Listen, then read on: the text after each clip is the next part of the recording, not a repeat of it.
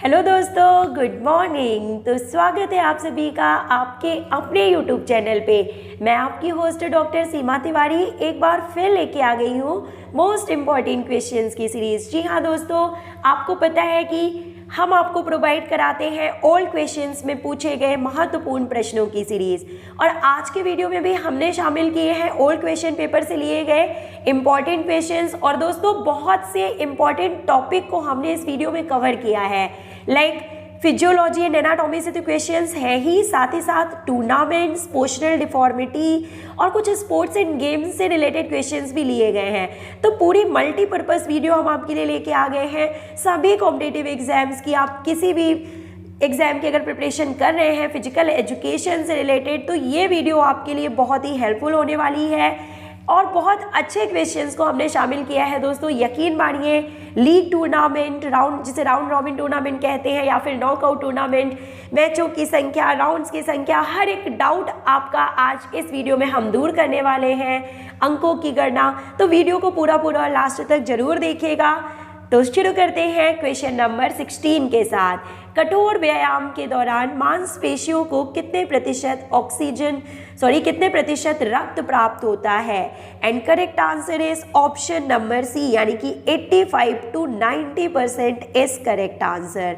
अब हम मूव करते हैं एक बहुत ही अच्छे और इम्पॉर्टेंट क्वेश्चन की तरफ। देखिए कि एक ऐसा डिसऑर्डर जहां पे CNS यानी कि सेंट्रल नर्वस सिस्टम द्वारा संवेदी संकेत का मतलब क्या होता है? सिग्नल्स, यानी कि सेंसरी सिग्नल्स जो कि होते हैं उचित प्रतिक्रिया में व्यवस्थित नहीं होते हैं। तो इस तरह के डिसऑर्डर को किस नाम से जाना जाता है? A disorder where the sensory signal received by CNS is not organised into an appropriate response. तो देखिए दोस्तों, सबसे पहले हम आपको करेक्ट आंसर बता देते हैं। Option number D is correct here.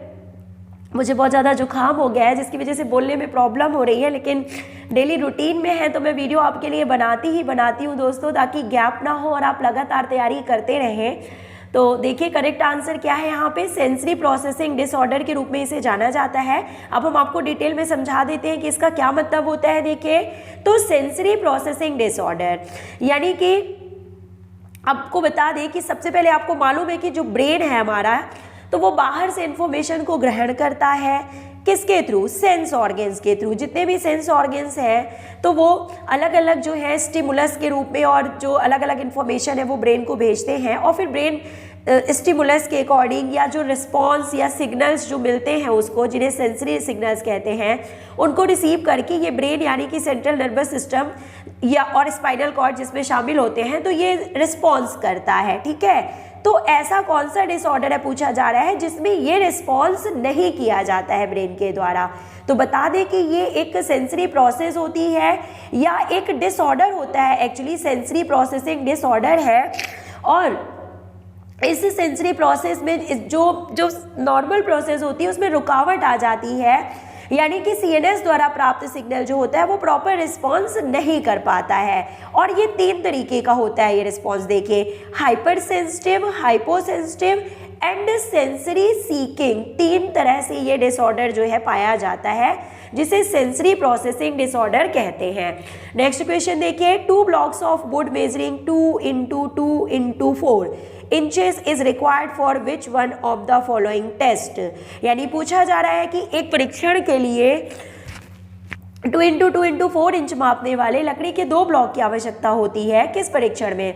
Correct answer 40 yard shuttle run की बात यहाँ पे की जा रही है। जी हाँ दोस्तों, 40 यार्ड शटल रन, जिसका जो टेस्ट जो है ये एजिलिटी के लिए लगाया जाता है, उसकी बात यहाँ पे की जा रही है। और हम आपको बता दें कि इसमें 2 लकड़ी के ब्लॉक्स को 30 फीट यानी कि 10 यार्ड की दूरी पर रखा जाता है। ठीक है, 10 यार्ड की दूरी पे जो है ये जो ब्लॉक्स है इनको रखा जाता है। और जो पार्टिसिपेंट्स होते हैं उनको 1 ब्लॉक के एक सिरे से दौड़ना शुरू करना होता है और अपोजिट ब्लॉक तक जाना होता है, और पैरों एवं हाथों से लाइन को टच करके साइमल्टेनियसली जो है फिर वापस आना होता है। फिर स्टार्टिंग लाइन तक वापस आके टच करके जाना होता है। और इस तरह से 4 राउंड में जो है तो 30 फीट यानी कि 4 राउंड से हो गए टोटल 120 फीट, या 10-10 यार्ड के 4 चक्कर लगाए तो यहाँ पे कितना हो जाता है, देखिए 40 यार्ड यहाँ पे हो जाता है, जो रनिंग होता है वो कंप्लीट हो जाता है। तो इसे 120 फीट या 40 यार्ड कवर कर लिया जाता है इस तरीके से। और 1 मिनट के रेस्ट में 2 ट्रायल्स कराए जाते हैं और 2 ट्रायल में से बेस्ट जो टाइम है उसको रिकॉर्ड किया जाता है। ठीक है, तो आपको समझ में आ ही गया होगा कि ये शटल रन जो है एजिलिटी से संबंधित है। और देखिए यहाँ पे एक और इम्पॉर्टेंट क्वेश्चन है कि 1 माइल रॉकपॉट टेस्ट क्या है। तो 1 mile Rockport test is a 1 mile walk used to estimate the maximal volume of oxygen uptake, यानी कि VO2 मैक्स को मेजर करने के लिए किया जाता है। और साथ ही साथ 1 माइल वॉकिंग टेस्ट जो है it measures cardiovascular fitness. Cardiovascular fitness यानी कि एरोबिक कैपेसिटी को मेजर करता है, यानी कि VO2 मैक्स या मैक्सिमल ऑक्सीजन कंजप्शन जो होता है इस टेस्ट के नाम से भी इसे जाना जाता है। इंपॉर्टेंट क्वेश्चन है स्क्रीन पे कि बैडमिंटन में एक गेम समाप्त होता है, तो देखिए क्या होती है स्कोरिंग, कब समाप्त होता है बैडमिंटन में एक गेम। तो correct answer option number B, 21 points पे एक गेम समाप्त होता है। कैसी स्कोरिंग होती है देखिए बैडमिंटन में कि 21-21 अंकों के 5 गेम पुरुषों के लिए तथा 21-21 अंकों के 3 गेम महिलाओं के लिए खेले जाते हैं और बेस्ट ऑफ 3 के आधार पर विजेता का फैसला किया जाता है दोस्तों। तो साथ ही साथ हम आपको बता दें कि बैडमिंटन का जो कोर्ट होता है तो सिंगल्स के लिए इसका मेजरमेंट कितना होता है, 44 × 17 फीट यानी कि 13.4 × 5.18 मीटर ये होता है लंबाई, और ये चौड़ाई होती है, ये सिंगल्स के लिए कोर्ट होता है 44 × 17 फीट।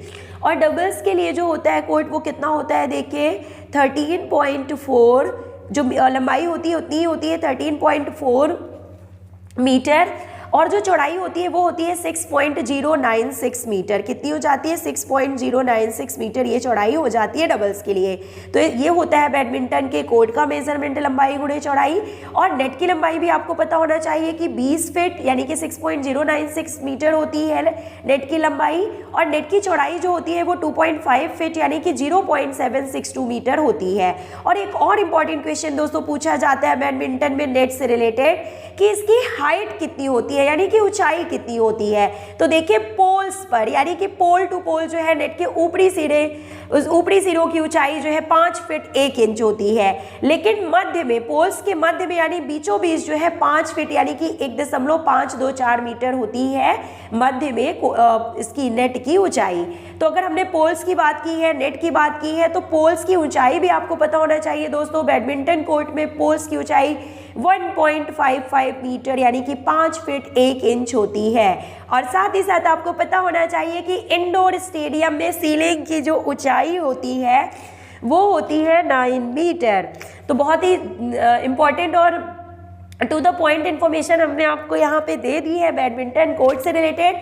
मूव करते हैं हम नेक्स्ट क्वेश्चन की ओर कि a group of inherited disease characterised by progressive loss of muscle mass and constant loss in muscle strength is referred as, यानी कि विरासत में मिली बीमारियों के एक समूह को जिसमें मांसपेशियों की प्रगतिशील हानि होती है और मांसपेशियों की ताकत में कमी आती है, उसे किस नाम से जाना जाता है। तो option number D is correct here, muscular dystrophy के नाम से इसे जाना जाता है। जी हाँ दोस्तों, muscular dystrophy means group of disease that cause progressive weakness and loss of muscle mass, loss of muscle mass, this is known as muscular dystrophy. तो साथ ही साथ आपको पता होना चाहिए कि मेनिंजाइटिस क्या होता है। तो मेनिंजाइटिस एक गंभीर इन्फेक्शन होता है जो कि वायरस, बैक्टीरिया या फंजाई के कारण होता है, और मस्तिष्क और रीढ़ की हड्डी यानी कि ब्रेन एंड स्पाइनल कॉर्ड के आसपास जो मेम्ब्रेन होती है या कवरिंग होती है, सुरक्षात्मक परत जो होती है, उसको भी अफेक्ट करता है। और देखिए नेक्स्ट नंबर पे जो है वो क्या है, मल्टीपल स्क्लेरोसिस है। तो ये क्या होता है देखिए कि ब्रेन व स्पाइनल कॉर्ड की डिफॉर्मिटी होती है ये, जिसमें तंत्रिका कोशिका प्रणाली पर स्पॉट्स पड़ने के कारण जो नर्व्स होती है उनकी जो मैकेनिज्म है या जो फंक्शनिंग है उसमें कमी आ जाती है। और एक टर्म और यहाँ पे बच रहा है, देखिए क्या है, सेरिब्रल पाल्सी। इसका मतलब होता है आपको बता दें abnormal brain development after birth, इसको बोलते हैं मस्तिष्क पक्षाघात या सेरिब्रल पाल्सी के नाम से इसे जाना जाता है। तो दोस्तों आप देख रहे हैं कि सभी क्वेश्चंस को पूरे तरीके से समझाते हुए हम चल रहे हैं ताकि आपके कॉन्सेप्ट क्लियर हो सके, और जब भी ये रिलेटेड क्वेश्चंस बने एग्जाम में तो आपको जो है करने में आसानी होगी। यही पढ़ने का सही तरीका होता है। संतुलन आहार वह है जो कि दो that contain all elements of food. Balance diet वो डाइट है जिसमें सभी न्यूट्रिएंट्स यानी कि energy giving food, carbohydrate and fats हो, साथ ही साथ बॉडी बिल्डिंग फूड यानी कि प्रोटीन हो, और प्रोटेक्टिव फूड यानी कि विटामिन एंड मिनरल्स भी जिसमें शामिल हो, उसे हम कहते हैं बैलेंस डाइट। और अब आ चुका है स्क्रीन पे बहुत ही इंपॉर्टेंट क्वेश्चन दोस्तों, वो है लीग टूर्नामेंट। और लीग टूर्नामेंट में एक मैच जीतने पर टीम को कितने अंक दिए जाते हैं, ये क्वेश्चन में पूछा गया है दोस्तों। बहुत ही अच्छा क्वेश्चन है, देखिए हम आपको पूरे तरीके से यहाँ पे समझाएंगे। पहले करेक्ट आंसर बता देते हैं। Option number D is correct here 2। League tournament में एक मैच जीतने पर टीम को कितने अंक दिए जाते हैं, तो 2 अंक दिए जाते हैं। जुकाम बहुत ज़्यादा हो चुका है और बोलने में बहुत ज़्यादा प्रॉब्लम जा रही है, लेकिन फिर भी वीडियो कंप्लीट करना ही है दोस्तों। आई होप आपको समझ में आ रहा होगा। तो देखिए क्या दिया हुआ है, लीग टूर्नामेंट की बात हम यहाँ पे कर लेते हैं। तो लीग टूर्नामेंट और राउंड रॉबिन टूर्नामेंट को बर्गर सिस्टम कहा जाता है, क्योंकि ये सर्बिया के जो शतरंज खिलाड़ी थे जॉनी बर्गर, उनके नाम पे ही इसे बर्गर के नाम से जाना जाता है। और 4 खिलाड़ियों व टीमों के मध्य जब ये टूर्नामेंट होता है तो इसे क्वाड के नाम से जाना जाता है। ये भी एग्जाम में पूछा जा सकता है कि क्वाड क्या होता है। तो 4 खिलाड़ियों या 4 टीमों के मध्य जब लीग टूर्नामेंट होता है तो उसे क्वाड कहते हैं। अब हम आपको बताते हैं कि लीग टूर्नामेंट में जो यहाँ पे पूछा गया है क्वेश्चन में कि मैच जीतने पर टीम को कितने अंक मिलेंगे, तो जो लीग मैच में जो पॉइंट्स का कैलकुलेशन होता है वो कैसे किया जाता है वो हम आपको बता देते हैं। तो 3 तरीकों से किया जाता है पॉइंट्स का कैलकुलेशन। इसे याद करने की जो ट्रिक है वो हम आपको बता देते हैं ABC, जो आपको कभी नहीं भूलेगा। तो क्या मतलब होता है इस ABC का, देखिए A का मतलब होता है अमेरिकन, B का मतलब होता है ब्रिटिश और C का मतलब होता है कैनेडियन। A का मतलब अमेरिकन, B का मतलब ब्रिटिश और C का मतलब होता है कैनेडियन। तो लीग टूर्नामेंट में जो पॉइंट्स का जो कैलकुलेशन होता है वो इन 3 पद्धतियों के द्वारा किया जाता है, इन 3 सिस्टम के द्वारा किया जाता है। तो कैसे किया जाता है वो भी हम आपको बता देते हैं। तो सबसे पहले हम बात कर लेते हैं कैनेडियन सिस्टम की। किस सिस्टम की? कैनेडियन सिस्टम की। कि कैनेडियन सिस्टम में देखिए मैच जीतने पर जो भी टीम मैच जीतती है तो कितने अंक मिलते हैं, तो 2 अंक मिलते हैं। अगर मैच बराबर होता है तो कितने, ड्रॉ होने पर कितने अंक मिलते हैं, तो 1 अंक मिलता है। और अगर पराजित होती है, कोई टीम डिफीट हो जाती है तो उसे 0 अंक दिए जाते हैं। ये आपको यहाँ पे पता होना चाहिए। ये होता है कैनेडियन सिस्टम में पॉइंट्स का कैलकुलेशन। नंबर 2 जो है देखिए वो क्या है, ब्रिटिश सिस्टम है। तो इसमें टीमों द्वारा खेले गए मैचों के आधार पर अंकों की गणना कैनेडियन सिस्टम के आधार पर ही की जाती है, लेकिन अंतर सिर्फ इतना होता है कि इसमें कुल प्राप्त अंकों का प्रतिशत निकाला जाता है। ठीक है, इसमें क्या करते हैं, कैनेडियन सिस्टम के आधार पे ही अंकों की गणना होगी, यानी मैच जीतने पर 2 अंक, ड्रॉ होने पर 1 अंक और पराजित होने पर 0 अंक मिलेंगे। लेकिन इसमें अंतर सिर्फ ये है कि इसमें कुल प्राप्त अंकों का प्रतिशत निकाला जाएगा। और प्रतिशत निकालने का जो फॉर्मूला होता है वो क्या होता है, देखिए तो प्राप्त अंक आएगा सबसे पहले, यानी कितने अंक मिले हैं किसी टीम को, अपॉन क्या हो जाएगा, कुल खेले गए मैचों की संख्या, यानी कि number of total match played, कुल खेले गए मैचों के पूर्ण अंक। पूर्ण अंक से मतलब ये है कि कितने पूरे अंक मिल सकते थे, उससे हम डिवाइड करेंगे तो ये हो जाएगा। यहाँ पे देखिए किस तरीके से हम आपको एक एग्जाम्पल से यहाँ पे समझाते हैं।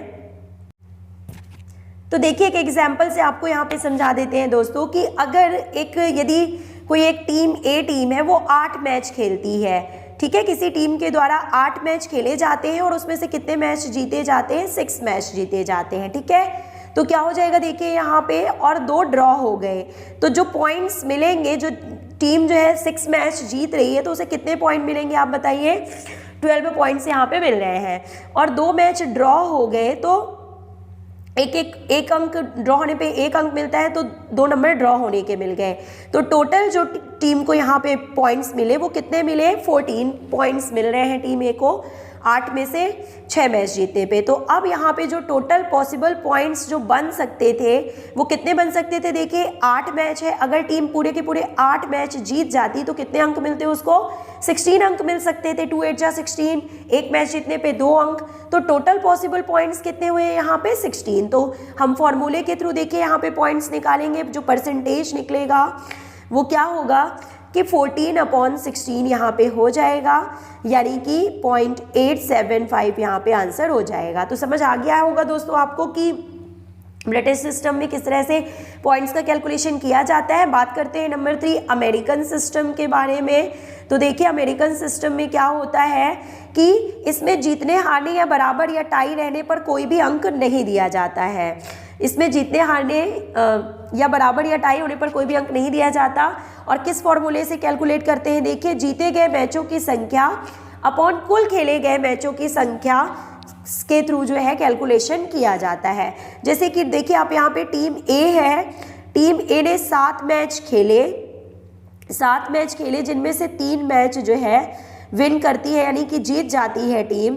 तो क्या हो जाएगा, कैसे निकालेंगे, देखिए इसमें क्या हो जाएगा, यानी कि कुल जीते गए मैचों की संख्या यानी कि 3 हो जाएगा upon total number of matches हो जाएगा 3/7 इज इक्वल टू 0.42 अंक यहाँ पे मिलेंगे। ओके, तो ये इंपॉर्टेंट इन्फॉर्मेशन हमने आपको यहाँ पे दे दी है।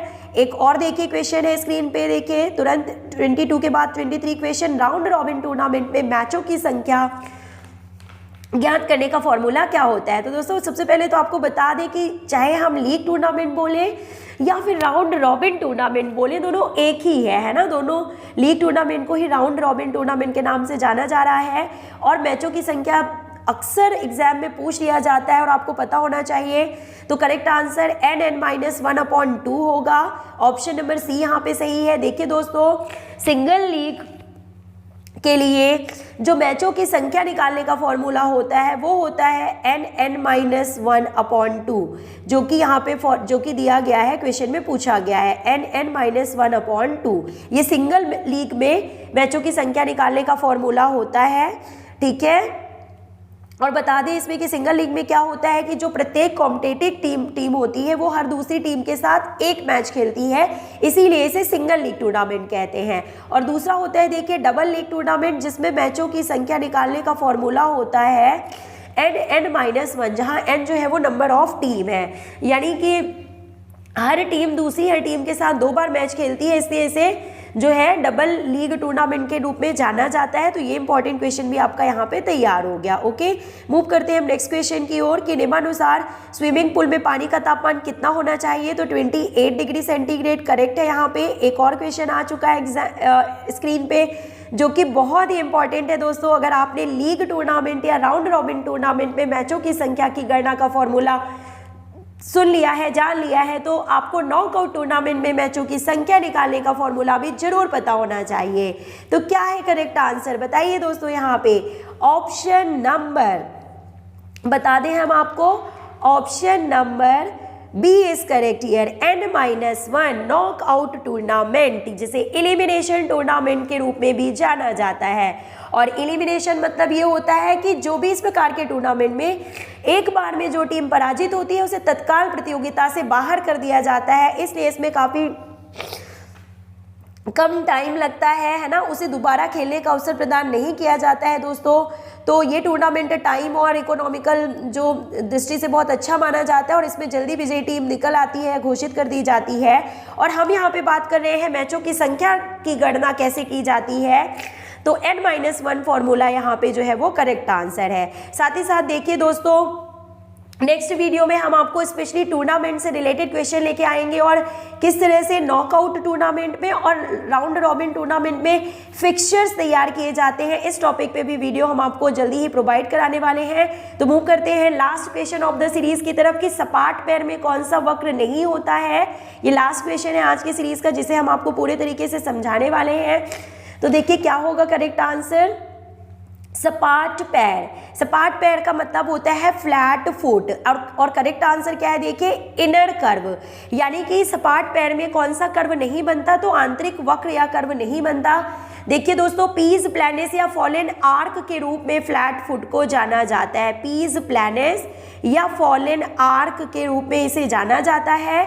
और it is a deformity in which during childhood arcs of feet don't develop, यानी कि जो पाँवों के जो आर्क होते हैं या चाप जो बनते हैं, जो वक्र बनना चाहिए आंतरिक वक्र, वो नहीं बन पाता है और चाइल्डहुड के टाइम पे, और आगे चल के यही जो है फॉलन आर्क में कन्वर्ट हो जाते हैं। Means they are collapse later in the later stages of the life, यानी कि आगे चल के यही चाइल्डहुड के बाद जो है आपस में कोलैप्स होते हैं या सपाट पैर के रूप में जाने जाते हैं। यानी जब खड़ा होता है कोई इंडिविजुअल तो ये जो इंटरनल वक्र है ये नहीं बनता है और एकदम चपटे हो जाते हैं, पैर एकदम से टच होते हैं फ्लोर पे, तो इसे ही हम सपाट पैर के रूप में जानते हैं दोस्तों। तो आई होप कि वीडियो आपको पसंद आई होगी। बहुत से इंपॉर्टेंट क्वेश्चन अभी आपके लिए हम नेक्स्ट वीडियो में लेके आते रहेंगे। तो वीडियो पसंद आया हो तो लाइक ज़रूर कीजिएगा। मिलते हैं नेक्स्ट वीडियो में। Till then take care, good bye.